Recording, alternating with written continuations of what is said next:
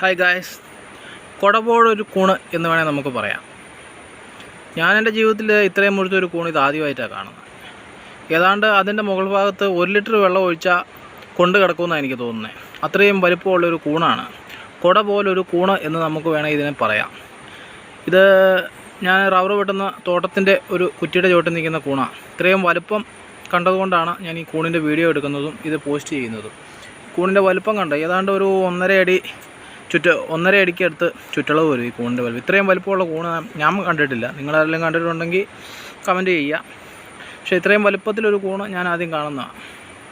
അതിൻ്റെ മുകൾ ഭാഗത്ത് കണ്ടോ, എന്തായാലും ഇത് വീഡിയോക്കകത്ത് കാണാം. ഇത്രയും ഭാഗത്ത് വെള്ളം കിടക്കുക.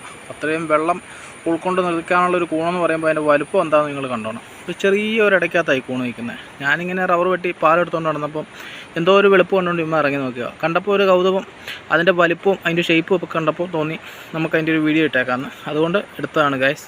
സൂപ്പറല്ലേ?